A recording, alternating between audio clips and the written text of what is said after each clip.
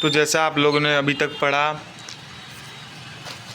Theory of acid and base, now we move on to buffer. तो what is the buffer? Buffer is a solution that can resist pH change upon the addition of small amount of acid और base. Buffer वो होता है कि जो pH change में के addition, जो जैसे किसी भी चीज़ में आप स्मॉल अमाउंट में एसिड और बेस कर रहे हैं, डाल रहे हैं, कोई भी सॉल्यूशन बना हुआ है और उसका जो pH चेंज होता है उसको रोकता है बफर, pH चेंज नहीं होने देता।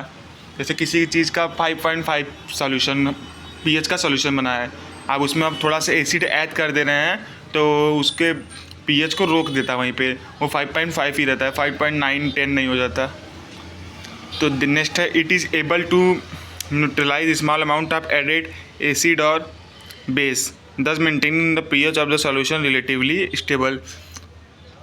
ये स्मॉल वही जो मैंने आप लोग को बताया कि जैसे आप स्मॉल अमाउंट में एसिड और बेस ऐड कर रहे हैं तो इसको ये न्यूट्रलाइज कर देता है कि जो जैसे pH किसी भी सॉल्यूशन का pH मेंटेन रहता है। This is an important method और process to control and stabilize the drug in pH। ये इंपॉर्टेंट मेथड और प्रोसेस होता है जिससे जो control and stabilize the drug change in the pH करता है। एग्जाम्पल ब्लड में किस pH के चेंज को बफर रेगुलेट मेंटेन रखे करे रहता है, उसको रजिस्ट करता है। कोई भी और भी अगर आप यूज़ कर रहे हैं उसमें एसिड और बेस। तो buffer system, a buffer system can be made of a weak acid and its salt or a big base and its salt. Buffer system क्या होता है? बफर सिस्टम मेड होता है किसी भी वीक एसिड से, स्ट्रॉन्ग एसिड से नहीं, या फिर बिग बेस से और उसके साल्ट से, उसको हम बोलते हैं buffer system. A classic example of big base buffer is made of ammonia, ammonium chloride. ये अमोनिया क्या हम लोग का वीक बेस है और हाइड्रोक्लोराइड क्या है? उसका सॉल्ट है जो कि स्ट्रॉन्ग एसिड होता है। इसको मिक्स करेंगे तो क्या बनता है? NH4Cl, sodium ammonium chloride. Next क्या है? Types of buffer. पहला on the basis of chemical nature, पहला एसिडिक बेस बफर, दूसरा बेसिक, तीसरा neutral buffer. On the basis of use, analytical buffer, pharmaceutical buffer. Next क्या है? Acidic buffer, the combination of big and its corresponding salt. Example CH3COONA। इसमें क्या रहता है? Weak acid रहता है और इसके सॉल्ट रहते हैं। नेक्स्ट क्या है? Basic buffer, it is the combination of big base and its corresponding salt. Example क्या है? Mixture of NH4OH and NH4Cl, sodium ammonium chloride and ammonium hydroxide. Next क्या है? Neutral buffer, a single substance giving the properties of buffer. एक substance होता है जो buffer की property को शो करता है लेकिन उसका कोई अपना वो मान नहीं होता। वो 7 है तो 7 ही रहेगा, ना उसके ऊपर रहता है ना नीचे। एग्जाम्पल अमोनियम एसीटेट, इसका एक अच्छा एग्जाम्पल क्या है? अमोनियम एसीटेट, इसका pH कितना होता है? 7। Buffer capacity, it is defined as the amount of strong acid और strong base required to change the pH of 1 litre solution by 1 unit. जैसा कि आप लोगों में बफर सिस्टम होता है, इसमें बिग बेस और बिग एसिड का यूज़ होता है, उसके सॉल्ट का। और अब जो बफर कैपेसिटी होता है इसमें स्ट्रॉन्ग एसिड और स्ट्रॉन्ग बेस का यूज़ होता है। इसमें बिग एसिड और बिग बेस का नहीं, स्ट्रॉन्ग एसिड और स्ट्रॉन्ग बेस का यूज़ होता है। तो जो required to change the pH of 1 litre solution by 1 unit, जो कि रिक्वायर करता है चेंज ऑफ द pH का 1 litre solution by 1 unit. 1 litre solution के लिए 1 यूनिट बस। इसका फार्मूला क्या है? बीटा बराबर delta B upon delta pH। Next क्या है? Properties of a buffer, the pH of a buffer solution is constant. pH buffer solution का pH क्या होता है? कंस्टेंट रहता है। The pH of buffer solution does not change with dilution. जब इसको डाइल्यूट करेंगे तो इसका भी तब पर भी इसका बफर का जो pH होता है वो चेंज नहीं होता है। नेक्स्ट क्या है? The pH change does not change even after the addition of small amount of acid और बेस। अगर जैसे किसी भी चीज़ का pH है 7 8 मान लीजिए, और उसमें थोड़ा सा भी हम बेस ऐड कर देना है, एसिड ऐड कर देना है, तो वो 8 से 9 या 8 से 7 नहीं हो जाएगा, वो 8 का 8 ही रहेगा। तो वही होता है प्रॉपर्टी, ये प्रॉपर्टीज ऑफ बफर के ये प्रॉपर्टीज है, 3 प्रॉपर्टीज और भी होंगे। नेक्स्ट क्या है? Factor for selecting an ideal buffer. कौन कौन से फैक्टर हैं जिससे हम आइडियल बफर को सिलेक्ट कर सकते हैं? केमिकल फैक्टर है, फार्मास्यूटिकल फैक्टर। कोई केमिकल फैक्टर है, फार्मास्यूटिकल, किसी केमिकल चेंज के कारण हो सकता है और किसी फार्मास्यूटिकल चेंज के कारण। पहला क्या है? Chemical factor, buffer system should not react with other chemicals the preparation in the preparation. Buffer system should not react with other chemicals. जैसे आपने कोई सॉल्यूशन बनाया, ठीक है, उसमें कोई केमिकल्स हैं, तो बफर हो जाके उससे रिएक्ट नहीं करता है। नेक्स्ट क्या है, it should have रिकॉग्निजल chemical stabilities. इसका जो केमिकल का, जैसे मान लीजिए किसी केमिकल की स्टेबिलिटी है 5.9, तो 5.9 ही रहता है, उससे ऊपर या कम, छोटा बेसिक कम नहीं होता है। नेक्स्ट क्या है, buffer capacity depends upon absolute concentration of each buffer compound. Buffer की जो कैपेसिटी होती है डिपेंड्स करता है किसी भी हर बफर के कंपाउंड के कंसंट्रेशन पर। ये नहीं कि सिर्फ आपका 4 बफर है तो चारों के कंसंट्रेशन पे ही बफर की कैपेसिटी निकलती है। नेक्स्ट क्या है, pharmaceutical factors, toxicity of buffers. Some of the buffers have limited use in the pharmaceutical formulation because of their toxicity. कुछ बफर यूज़ होते हैं फार्मास्यूटिकल प्रिपरेशन में, बहुत कम यूज होते हैं क्योंकि उनका टॉक्सिक लेवल बहुत ज़्यादा होता है। टॉक्सिक लेवल मतलब जो कि आपके सोल्यूशन को बहुत ख़राब कर सकते हैं, उसको बहुत जहरीला बना सकते हैं। नेक्स्ट क्या है, effect on pharmaceutical actions of the preparation. Buffer system should not interact with the action of ingredient of preparation. Buffer system should not interact with the action of ingredient of preparation. Buffer system होता है किसी भी preparation के ingredient से जाके react नहीं करता है, तो इसको क्या बोलते हैं, इफेक्ट क्या, pharmaceutical action of preparation. Next क्या है, contamination by microorganism. Many buffer system support the microbial growth because their pH is of stable value. जैसे आप लोग सोच रहे होंगे कैसे कर सकता है कोई भी माइक्रोबियल वैल्यू, कैसे भी किसी चीज़ को सही कर सकता है। जैसे आप लोग ने दही बनाया होगा, दही में क्या होता है, खमीर लग जाता है तो उससे वो पूरा आपका बन जाता है छाछ। ये जो बफर सिस्टम होता है उसमें जो खमीर का जो माइक्रोबियल ग्रोथ रहता है वो इसको इंक्रीज करता है कि जिससे आपका खमीर अच्छा उठे और आपका छाछ दही जो भी बना रहे हैं आप वो अच्छा बने।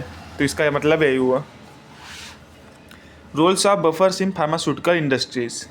The buffer in pharmaceutical preparation ensure the stable pH condition for medicinally active ingredient. The buffer in pharmaceutical preparation, buffer जो फार्मास्यूटिकल प्रिपरेशन जो बफर यूज होता है वो इंश्योर करता है कि pH condition for medicinally active ingredient. जो किसी भी सॉल्यूशन में आपको API और एक्सिपिएंट मिलता है, तो जो बफर का काम होता है कि API में जो एक्टिव फार्मास्यूटिकल इंग्रेडिएंट है वो आपका उसका कोई भी pH हुआ चेंज ना हो, उसके pH कंडीशन को मेंटेन रखता है। दूसरा क्या है, इट प्रोवाइड पेशेंट कंफर्ट, ये इसमें पेशेंट को आरामदायक होता है ये। It protect the pharmaceutical preparation from any sudden change in pH। Pharmaceutical preparation में कोई भी pH को अचानक चेंज हो जाए उसको ये रोकता है। Buffering agent are also present in antacid which are used mainly to reduce the acidity of stomach. आप लोगों ने एंटासिड यूज किया होगा, मार्केट में मिलता होगा, पेंटॉप, DSR के नाम से बहुत मिलते होंगे, ओमेप्राजोल, रेनिटिडीन, ये सब के जो इसमें जो है बफरिंग एजेंट यूज़ होता है जिससे उसको वो एंटासिड गुड को बनाए रखे, एंटासिड जो प्रॉपर्टी होती है उसकी उसको बनाए रखा है जिसको आपको एसिडिटी को रिड्यूस करता है वो buffer. Buffers are generally used in ophthalmic preparation to maintain the physiological pH range of lacrimal fluid. Buffer को ऑप्थेल्मिक प्रिपरेशन में भी यूज होता है क्योंकि हम आँख में कोई दवाई डाल रहे हैं, मान लीजिए उसका pH चेंज हो गया तो आपको आँख में जलन पैदा हो गया, आपकी आँखें ख़राब हो सकती हैं, तो इसमें बफर का यूज़ करते हैं कि उसका pH ना चेंज हो, लॉन्ग टाइम तक, बिफोर एक्सपायरी डेट तक उसका pH ना चेंज हो। The lacrimal fluid has pH range of 7 to 8। Lacrimal fluid का pH रेंज कितना होता है, 7 to 8 होता है। So we have to use the buffer having the pH range similar to it.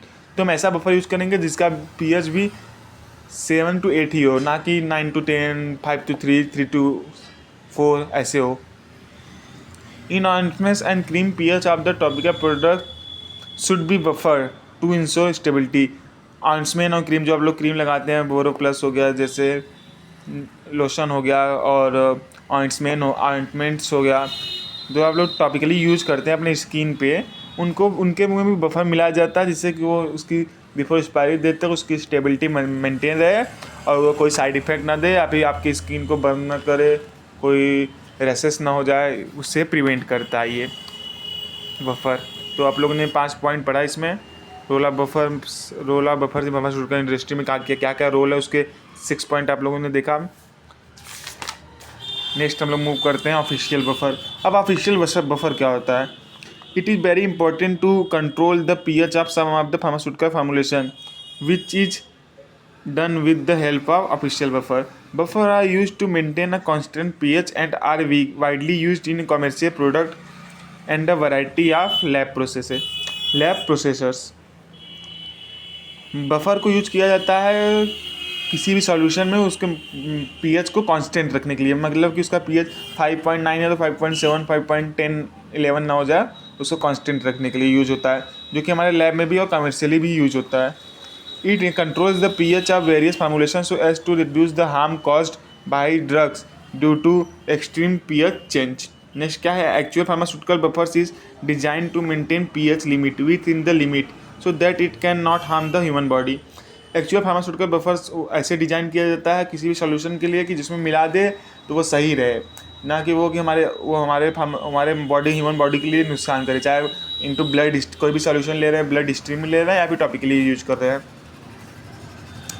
The necessity for controlling in pH within the certain limits in case of some pharmaceutical preparation is done for their chemical stability and solubility of their ingredient and also for patient comfort. Great can should be done for selecting the buffer system. It should not from complexes with other active ingredient.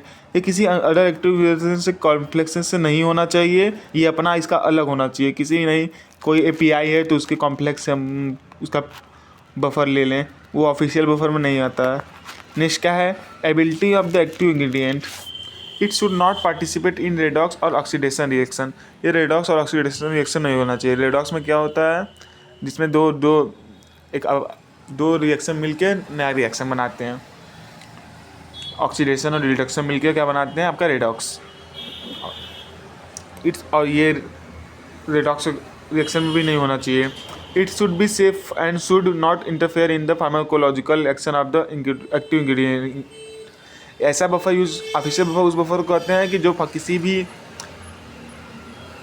Solution के pharmacological action को change न करे। जैसे कोई drug है, drug का काम क्या है? आपके हार्ट रेट को बढ़ाना। अब नहीं कि उसमें ऐसा पीएच वाला बफर मिला दें हम लोग कि वो हार्ट रेट को बढ़ाने की जगह उसको एकदम लो कर दे, तो आदमी की इसमें क्या हो सकती है? जान भी जा सकती है। नेक्स्ट क्या है? It should be safe and should not interfere in the pharmacological action of the active ingredient. ये तो हम लोगों ने पढ़ा भी। नेक्स्ट क्या है? Some points that should be avoided during the selection of official buffer. कुछ पॉइंट्स होते हैं कि ये क्या आपका हेडिंग है? सम points that should be avoided during the selection of official buffer। क्या क्या वो पॉइंट्स क्या क्या हो सकते हैं आपके? पहला,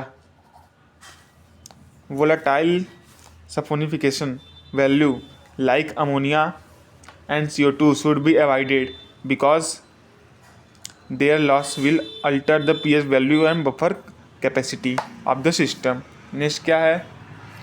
some buffer cannot act as a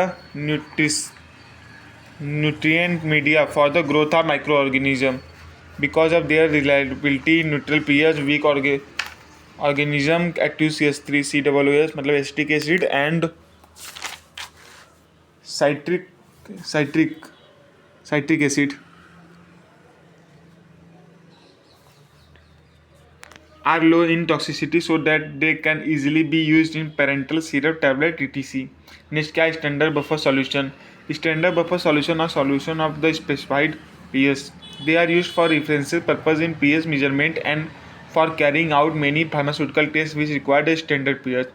standard buffer क्या होता है कि जो फार्मास्यूटिकल टेस्ट होता है, फार्माकोलॉजिकल टेस्ट होता है किसी भी दवा का, उसमें यूज किया जाता है। They may be prepared by following methods. पहला क्या है? Boric acid and KCl 0.2 molar dissolve in 12.366 gram of basis boric acid and 14.911 gram of KCl in H2O dilute it up to 1000 ml। ये तो इसका मान तो आप लोग को याद ही रखना पड़ेगा, एग्जाम में पूछा जाता है। नेक्स्ट क्या है? Disodium hydrogen phosphate 0.2 million dissolve in 71.630 gram of disodium hydrogen phosphate in H2O and dilute it up to 1000 ml.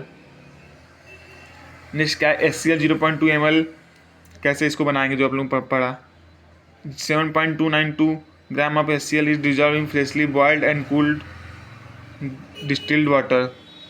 Next क्या है KCl 0.252 मिलियन मोलर, कैसे बनाएंगे dissolve 14.91 gram of KCl in H2O and dilute it up to 1000 ml. Next क्या है potassium dihydrogen phosphate 0.2 molar dissolve 27.21 gram potassium hydrogen phosphate in water and dilute it up to 1000 ml. ये हम पढ़ रहे हैं कि स्टैंडर्ड बफर सॉल्यूशन कैसे बनाया जाता है. तो HCl 0.2 मोलर क्या होता है, ठीक है.